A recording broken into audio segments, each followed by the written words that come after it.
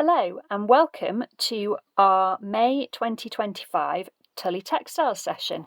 Now, this is a bit of a landmark session because it's going to be our last online session. As of next month, as of June 2025, we will be back at Tullie House in real life. I will probably carry on making videos, they just won't be Tullie Textile ones. So if you're a subscriber and you don't live in Carlisle or don't want to go to Tullie House, that's obviously fine. I will be posting videos still and putting random things up. I might just change the name of the channel slightly. Anyway, newsletter subscribers will know all about that. And if you join the Zoom group, you can ask me any questions. So the Zoom session, as always, is this afternoon, 1:30 till 3. And you can find the details on my Facebook page, Delicate Stitches, or you can drop me a message and I'll try and get back to you in time. What I thought we'd do for our last online Tullie Textiles is revisit a session that we did in lockdown, where we had a little look at Sashiko. So Sashiko is a Japanese technique from, I think, the northern part of Japan, but don't quote me on that. And like many techniques, it started as a mending or as a strengthening technique. So the lines of stitching would add strength to garments. And traditionally, it was worked on indigo dyed cotton, so like a denim, with this white thread. There are loads and loads of resources for Sashiko, and this is very much a Sashiko inspired project.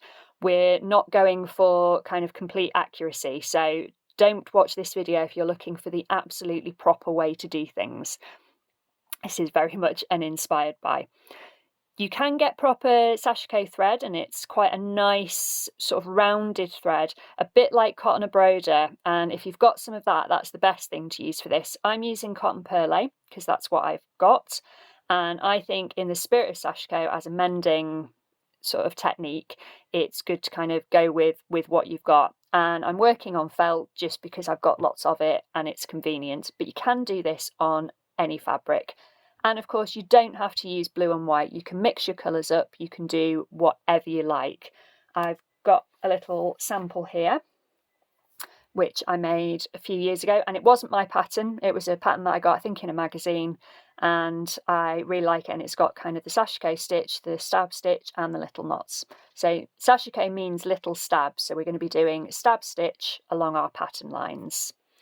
So before we get cracking, I'm just going to quickly whiz through what you'll need for this session. So you'll want some fabric or thread to stitch onto, some thread to stitch with, as I said, cotton abroda, Sashiko thread, cotton perle, whatever you've got really. You're going to need a needle. Sashiko needles again are quite long and very rigid, so I've got an embroidery needle here, so it's got quite a nice big eye for my thread. But again, any needle that works with your thread and fabric will be fine. A pair of scissors, always useful. And then to make your pattern, this circular kind of floral pattern that we've got here, we're going to need to make a template. So you need a bit of scrap paper. I was just using a bit of old photocopy, so a bit of scrap paper, compass, pencil, and something to mark your fabric with. I think that's everything. So I'll start off by showing you how to make the pattern, then we'll have a quick look at the stitching, and that will be us. So thank you ever so much for joining me for Tullie Textiles Online. And as I say, I probably will carry on making videos, they just might not be as regular. But enjoy this one and let me know what you think. So the first bit I want to show you is how we're going to make our pattern for our stitching. And this is a really simple pattern inspired by Sashiko patterns, and it's just made up of circles.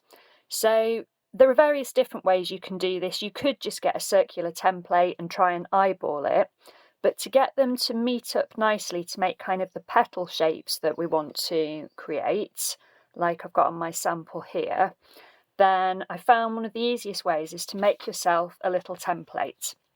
So I'm going to talk you through that and how to get your design onto your fabric or felt as I'm using. So the first thing we're going to do is we're going to make ourselves a little paper circle. Just got a bit of scrap paper and my compass. So the first thing I'm going to do is decide how big my circle is. Now I've got quite a small bit of felt, so this is probably a little bit big. So I think this was about 3 centimetres. So I'm going to just make a template that is 2 centimetres in radius, that is. So it'll have a 4 centimetre diameter and whatever that is, circumference, using pi. So we start by drawing our circle. So that's my 4 centimetre diameter circle. This isn't the best compass, it does go a bit squiff, but that's fine. And what we're also going to do is I want to mark it into sixths. So the easiest way to do that is to pick a point on the edge of your circle, keeping your compass at the same radius, and then make a mark. Move your point of your compass onto the mark you've made, make another mark, and work your way round the circle like this. And due to clever maths that I don't understand, this beautifully divides your circle up into 6. Now I went a bit off course, so you can see I'm not exactly in 6, but I'm not going to worry about that too much. So having drawn my circle and marked off the radius points around the edge, I'm gonna cut that out.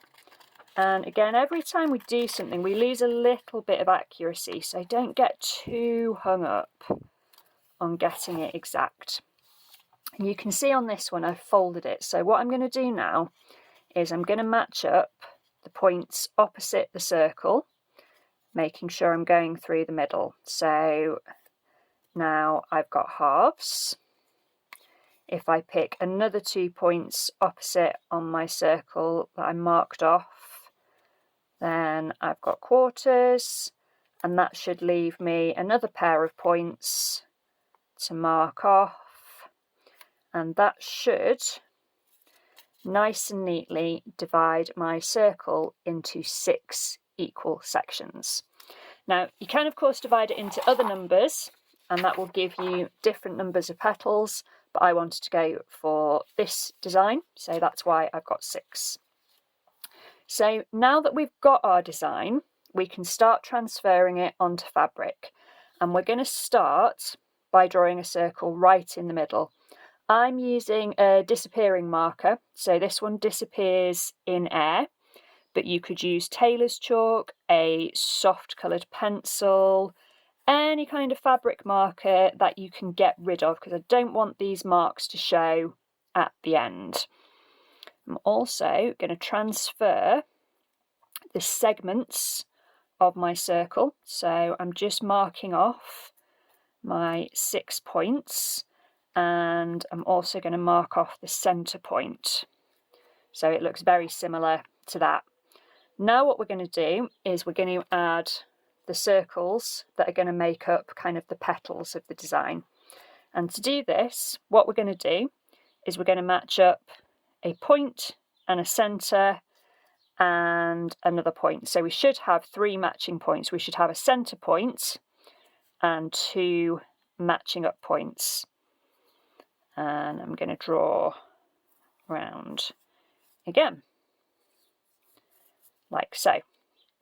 Then I'm going to do the same with the next one. So I'm going to match up my 3 points, edge, centre, edge. And if they don't match up exactly, just kind of a bit of smudge and fudge is fine. Get them so that they more or less match up. There we go. And we're going to work our way round the circle in this manner. Now you can see my pen is already starting to fade. It's quite an old one, but you can also see, hopefully, edge, centre, edge, how the design is starting to come together.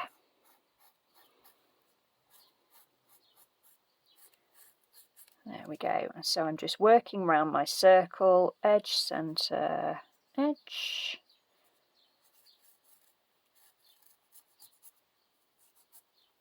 And you're going to do this 6 times. So you'll have 6 circles. So 1, 2, 3, 4, 2 more to go. Edge, centre, edge. And you'll be able to see pretty quickly if you've missed one, because you'll have an uneven section. So you can see here, I'm obviously missing the last one. So let's pop that in, edge, centre, edge.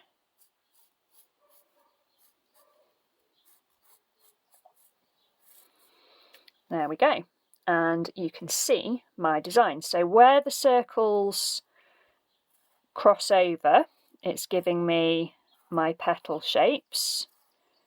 And of course, at this point, you can decide which bits you're going to stitch, whether you're going to go for the entire circle. So on this one, I stitched all of the circle apart from that first circle. So I stitched the 6 circles that we drew round the edge. I didn't stitch this centre circle, but it's obviously up to you. You can kind of play around with that. Stitching different sections will give you slightly different designs. But that's basically how I made my pattern. There are other ways of doing it. You could find one that somebody's already made and download and copy that. Do whatever works for you, but this is a nice way of transferring the design ready to stitch. So the next section is to get stitching. Once you have your design marked out, we're ready to start stitching. And this is the fun bit. This is where we see it start to really come together. Now, Sashiko means little stab.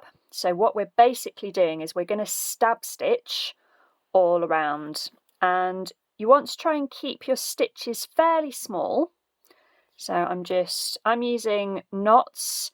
Traditionally, Sashiko thread was very, very expensive, so they would have used absolutely every last bit, and there's a special kind of knot that you can do that basically uses up all the ends, but I've got plenty of thread, so I'm not worrying about that. I'm just enjoying my stitching, and all I'm doing is kind of an in and out, so I'm going straight up and straight down. So it's slightly different to a running stitch. As a running stitch, you tend to kind of work along the line, and you can do that for Sashiko, but to get those kind of really neat small stitches, it's easier to kind of go straight up and down, to go perpendicular to your fabric rather than parallel. But it's a really nice, easy process. So try and keep your stitches fairly small and fairly even, but I'm very much going for Sashiko inspired stitching rather than authenticity. So I'm not going to worry too much about the results, but as my design's fading quite quickly, I am going to whiz round. So what I'm doing is I'm basically stitching 6 circles that I marked off as you saw before, and that will give me this design here, and I'm just using a really nice simple stab stitch. I've got a knot on the back and I'm just going up and down, up and down. So I'm going to work my way around that and we'll see how we get on.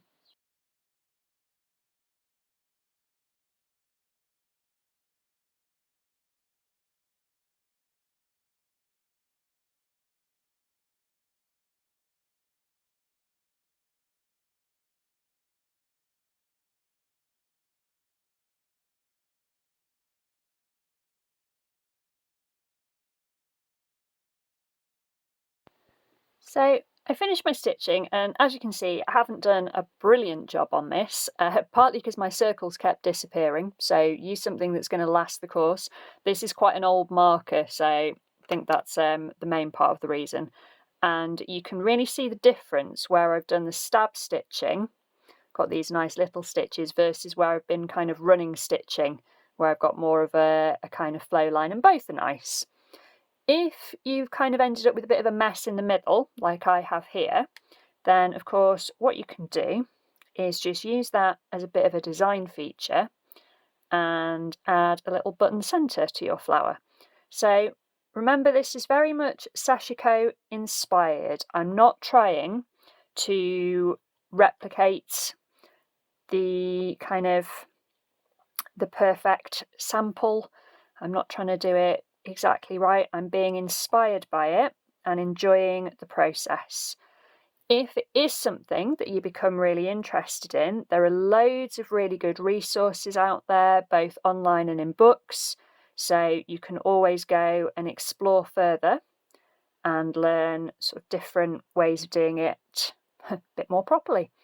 But that's a nice little sample, and then I can use it either to make a needle book like I did before, or I can add it to another embroidery, or do whatever I like.